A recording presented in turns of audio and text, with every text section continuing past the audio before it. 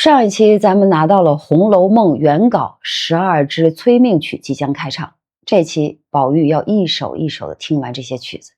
但是咱们得先打个预防针儿，这12支曲子不是越听越明白，是越听越糊涂的。宝玉听完散漫无稽，不见得好处，只觉得声韵凄婉，竟能销魂醉魄。为啥呀？因为这些曲子是写给各中人听的，不是给外人听的。您要是第一次听，可能也懵，但要是知道了剧情再回来听，那才叫一个肝肠寸断。我们先来听曲。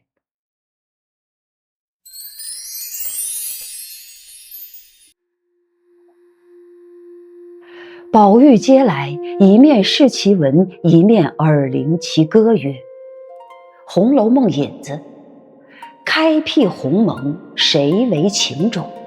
都只为风月情浓，趁着这奈何天，伤怀日，寂寥时，事浅于中，因此上演出这怀金悼玉的《红楼梦》。终身悟，都道是金玉良姻，俺只念木石前盟。空对着山中高士晶莹雪，终不忘世外仙姝寂寞林。叹人间美中不足今方信，纵然是齐眉举案，到底亦难平。枉凝眉，一个是阆苑仙葩，一个是美玉无瑕。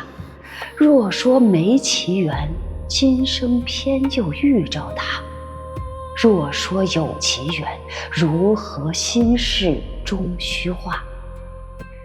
一个望自嗟呀，一个空劳牵挂，一个是水中月，一个是镜中花。想眼中能有多少泪珠儿？怎经得秋流到冬尽，春流到夏？宝玉听了此曲，散漫无稽，不见得好处，但其声韵凄婉，竟能销魂醉魄，因此也不查其原委，问其来历，就暂以此释闷而已。因又看下道：恨无常，喜荣华正好，恨无常又到，眼睁睁把万事全抛，荡悠悠把芳魂消耗。望家乡，路远山高，故向爹娘梦里相寻告。儿命已入黄泉，天伦啊，需要退步抽身早。分骨肉，一番风雨路3000，把骨肉家园齐来抛闪，恐枯损残年，告爹娘休把儿悬念。自古穷通皆有定，离合岂无缘？从今分两地，各自保平安。奴去也，莫牵连。乐中悲，襁褓中父母叹双亡，纵居那绮罗丛，谁知娇养？幸生来英豪阔大宽宏量，从未将儿女私情略萦心上。好一似霁月光风耀玉堂，斯配得才貌仙郎，博得个地久天长。准折得幼年时坎坷形状，终究是云散高堂，水合湘江。这是尘寰中消长树应当，何必忘悲伤？世难容，气质美如兰，才华富比仙，天生成孤僻人皆罕。你倒是淡肉食腥膻，是绮罗俗艳，却不知太高人欲度，过节世同险。可叹这青灯古殿人将老，辜负了红粉朱楼春色阑。到头来依旧是风尘扛掌为心愿，好一似无暇白玉遭泥陷，又何须王孙公子叹无缘。洗冤家，中山狼、无情兽全不念当日根由，一味的骄奢淫荡贪还垢，去着那侯门燕至同蒲柳，作践的公府千金似下流，叹芳魂艳魄，一载荡悠悠。虚花雾，将那三春看破，桃红柳绿待如何？把这韶华打灭，觅那清淡天河。说什么天上妖桃盛，云中杏蕊多，到头来谁把秋挨过？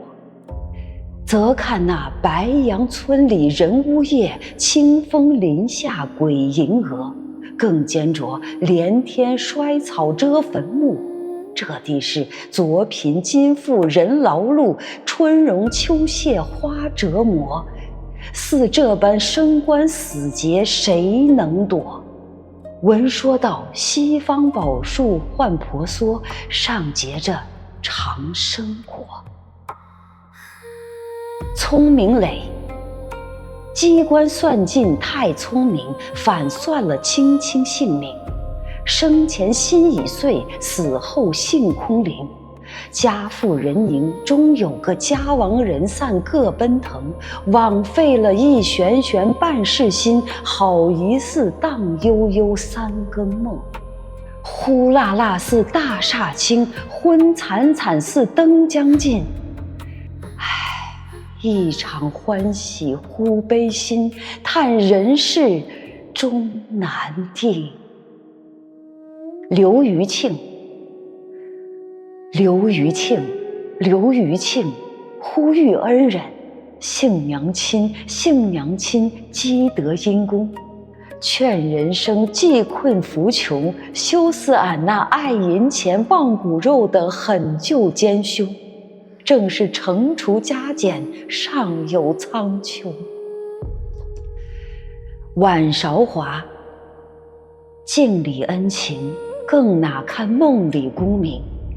那美韶华去之何逊，在休提袖帐冤亲。指着戴珠冠披凤袄，也抵不了无常性命。虽说是人生莫寿老来贫，也需要因智积儿孙。气昂昂头戴簪缨，气昂昂头戴簪缨，光灿灿胸悬金印，威赫赫绝路高登，威赫赫绝路高登。昏惨惨黄泉路尽，问古来将相可还存？也只是虚名，与后人亲近。好事中，画梁春尽落香尘，善风情，秉月貌，便是败家的根本。击球颓堕皆从境，家世消亡守罪宁。宿孽总殷勤。收尾，飞鸟各投林。为官的家业凋零，富贵的金银散尽，有恩的死里逃生，无情的分明报应。欠命的命已还，欠泪的泪已尽。冤冤相报实非轻，分离聚合皆前定。欲知命短问前生，老来富贵也真侥幸。看破的遁入空门，痴迷的枉送了性命。好一似石尽鸟投林，落了片白茫茫大地，真干净。歌毕还要歌副曲，警幻见宝玉甚无趣味，因叹：“痴儿竟尚未悟。”那宝玉忙止歌姬不必再唱，自觉朦胧恍惚，告罪求卧。警幻便命撤去残席，送宝玉至一香帷绣阁之中，其间铺陈之盛，乃素所未见之物。更可骇者，早有一位女子在内，其鲜艳妩媚，有似乎宝钗，风流袅娜，则又如黛玉。正不知何意，忽警幻道：“尘世中多少富贵之家，那些绿窗风月、绣阁烟霞，皆被淫污纨绔与那些流荡女子悉皆玷污。更可恨者，自古来多少倾国浪子，皆以好色不淫为事，又以情而不淫作案，此皆是非眼丑之语也。好色即淫，知情更淫，是以巫山之会、云雨之欢，皆由伎乐其色、复恋其情所致也。吾所爱汝者，乃天下古今第一淫人也。宝玉听了，唬得忙答道：“仙姑差了，我因懒于读书，家父母上美垂训斥，岂在敢冒银子？况且年纪尚小，不知银子为何物。”警幻道：“非也，淫虽一理，义则有别。如视之好淫者，不过悦容貌，喜歌舞，调笑无厌，云雨无时，恨不能尽天下之美女，供我片时之趣性，此皆皮肤淫烂之蠢物耳。如尔，则天分中生成一段痴情，吾辈推之为意淫。意淫二字，为心会而不可口传，可神通而不可语达。如今独得此二字，在闺阁中，故可为良友；然于世道中，未免迂阔怪诡，百口嘲谤，万目睚眦。今既欲令祖宁荣二公剖腹深主，吾不忍君独为我闺阁增光，见弃于世道，是以特引前来。醉以灵酒，沁以鲜茗，景以妙曲，再将妩媚一人，乳名兼美，字可卿者，许配于汝。今夕良时，即可成姻。不过令汝领略此仙闺幻境之风光尚如此，何况沉静之情景哉？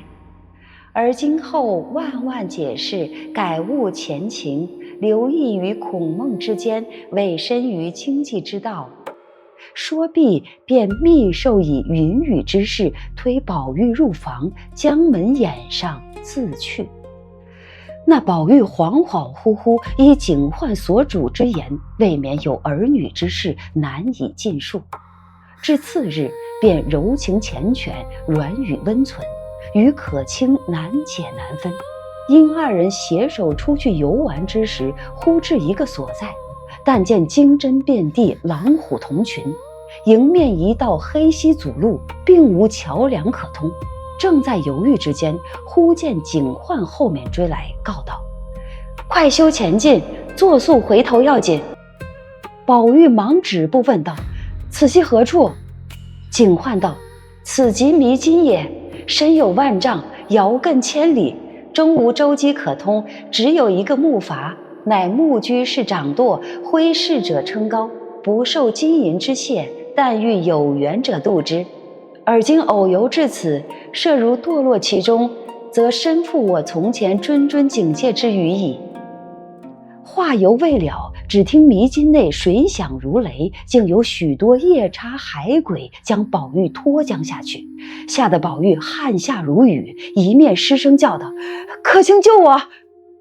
吓得袭人被众丫鬟忙上来搂住，叫：“宝玉别怕，我们在这里。”却说秦氏正在房外嘱咐小丫头们好生看着猫儿狗儿打架，忽听宝玉在梦中唤他的小名，因纳闷道：“我这小名在这里从没有人知道的，他如何知道在梦里叫出来？”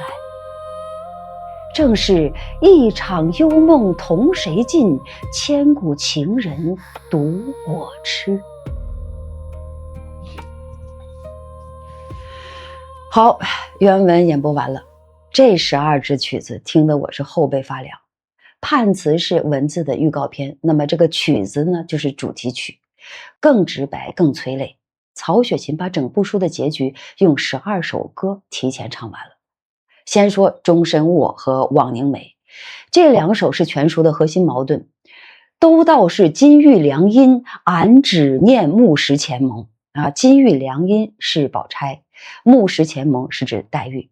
宝玉空对着山中高士晶莹雪，终不忘世外仙姝寂寞林。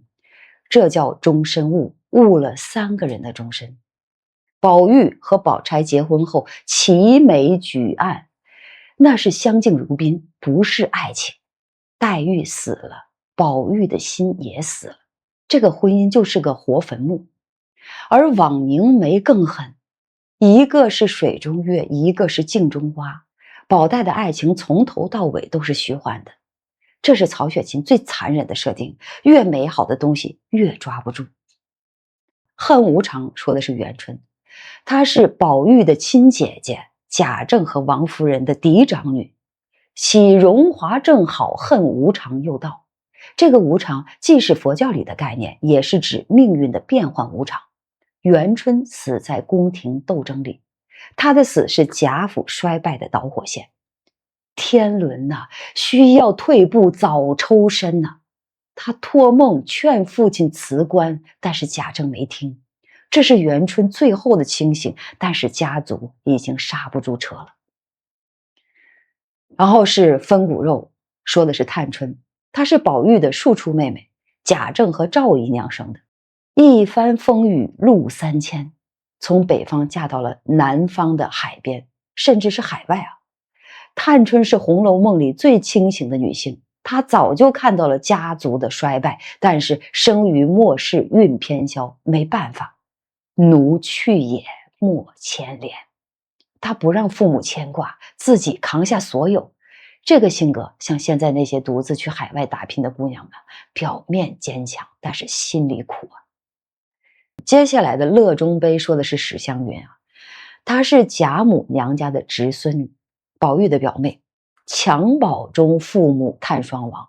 襁褓就是包裹婴儿的被子和袋子，说明她还在婴儿的时候父母就死了，跟着叔叔婶子长大，看着富贵，其实是个孤儿。湘云的英豪阔大是装出来的，她越表现的不在乎，心里越苦。斯配得才貌仙郎，她后来嫁给了魏若兰，但是终究是云散高堂，水合湘江，还是散了。接下来是世难容，这说的是妙玉啊，她不是贾家的人，是带发修行的尼姑，住在贾府的大观园里，气质美如兰，才华富比仙，但是天生成孤僻，人皆罕。她吃斋念佛，却太高人欲度，过节视同嫌。妙玉的节是个病态的，刘姥姥用过的杯子她要扔，最后她被强盗给掳走了。无瑕白玉遭泥陷，这是对她洁癖最大的讽刺。妙玉代表的是一种假清高，她的空是装出来的。喜冤家是在说迎春，她是贾赦的女儿，宝玉的堂姐。中山狼无情兽说的是她丈夫孙绍祖。迎春是懦弱者必备妻的典型，她性格太软了，连丫鬟都敢欺负她，更别说丈夫了。一载荡悠悠，结婚1年就被折磨死了。接下来是虚华物，说的是惜春，她是贾珍的妹妹，贾静的女儿，宝玉的堂妹。将那三春看破，三春指的是她的3个姐姐，元春、迎春、探春。看到姐姐们的悲剧，她选择了觅那清淡天和，最后出家。惜春的冷是家族悲剧逼出来的，不是顿悟，是绝望。就像现在有些年轻人看多了婚姻的悲剧，干脆选择不婚不育。接下来聪明磊一看就知道说的是王熙凤，这是最精彩的一首。机关算尽太聪明，反算了卿卿性命。这是曹雪芹对王熙凤的盖棺定论，他一辈子算计，算来算去，把自己算进去了。呼啦啦似大厦倾，昏惨惨似灯将尽。这个声音效果像电影配乐一样，有画面感。王熙凤的悲剧在于她太能干，但是生错了时代。女人的聪明在那个时代就是罪。刘余庆说的是巧姐，她是王熙凤和贾琏的女儿。刘余庆呼吁恩人。王熙凤当年接济刘姥姥，后来刘姥姥拼了老命把巧姐从火坑里给救出来，这是《红楼梦》里唯一的一丝温暖。你当年的一念之善救了你女儿的命啊！然后惩处加减，上有苍穹啊，善恶有报，天道好还呐。接下来晚韶华说的是李纨，她是宝玉的寡嫂贾珠的妻子，镜里恩情，更哪堪梦里功名。她早寡，把所有希望寄托在儿子贾兰身上。最后贾兰科举成名，他戴上珠冠，穿上凤袄，但也抵不了无常性命。这是曹雪芹对贞节牌坊的批判。李纨熬了一辈子，换来的只是虚名，就像现在那些为了孩子牺牲一切的母亲，孩子成功了，自己的人生耗尽了。接下来是好事中，说的是秦可卿。秦可卿是贾蓉的妻子，宁国府的少奶奶。画梁春尽落香尘，暗指她悬梁自尽。击球颓堕皆从镜，家事消亡守罪宁。贾敬修道不管家，贾珍乱伦，宁国府是祸根。秦可卿之死是全书最大的暗笔，曹雪芹删了又写，写了又删。脂砚斋让他删掉了移簪和更衣的细节，但是判词和曲子里还是留下了痕迹。接下来就是收尾了，收尾的名字叫飞鸟各投林，全书的大结局。为官的家业凋零，富贵的金银散尽，有恩的死里逃生，无情的分明报应，欠命的命已还，欠泪的泪已尽。这像现在的命运总结报告啊，每个人对号入座，好疑似石尽鸟投林，落了片白茫茫大地真干净。这是曹雪芹终极的美学，一切繁华归于虚无。这支曲子是总纲，所有人物的命运都在这8句话里。听完了曲子，警幻说宝玉痴儿竟尚未悟，他压根没听懂，只觉得声韵凄婉，但不知道唱的是谁。然后警幻给宝玉上了人生中最重要的一课——意淫论。他说好色即淫，知情更淫，但宝玉的痴情是意淫，为心会而不可口传，可神通而不可语达。这是曹雪芹对情的最高定义。宝玉的爱不是肉欲，是对女性美的精神共鸣。但警幻说，这在世道中未免迂阔怪诡，百口嘲谤，万目睚眦。也就是说，太超前了，世俗理解不了的。就像现在一个男生整天在女生堆里混，但只聊天不搞对象，别人也会觉得他有病。然后警幻把妹妹兼美字可卿者许配给了宝玉。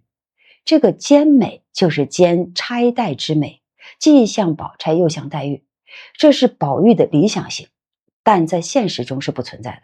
警幻说今夕良时即可成姻，其实是让宝玉体验仙归幻境，然后让他醒悟。但是宝玉没悟，反而柔情缱绻，第2天还难解难分。这说明什么？说明宝玉的情是骨子里的，教化不了。最后那段迷津是全段最惊悚的部分，经针遍地，虎狼同群，黑溪阻路，夜叉海鬼托人。这是欲望的深渊。迷津是佛教概念，指迷失的渡口，比喻人沉溺于迷途。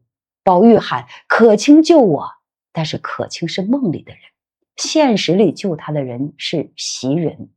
这个场景就像现在做噩梦喊不出声，最后被人给摇醒了。最诡异的是结尾，可卿正在房外看猫儿狗儿打架，忽听宝玉在梦中唤他的小名，他纳闷，我的这个小名从来没有人知道，他如何知道的？在梦里叫出来还是？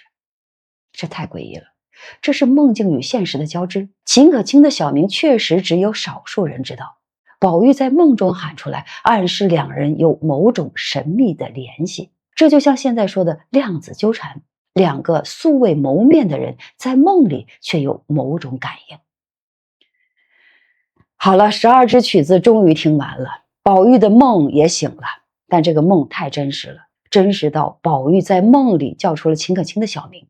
那么下一集咱们要回到现实世界了，看看这千古情人独我痴的宝玉醒来后会发生什么。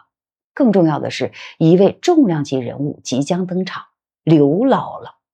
她带着全家的希望，第一次踏进了荣国府的大门。这乡下的老太太和贾府的碰撞会产生什么样的火花呢？下一集我们接着聊。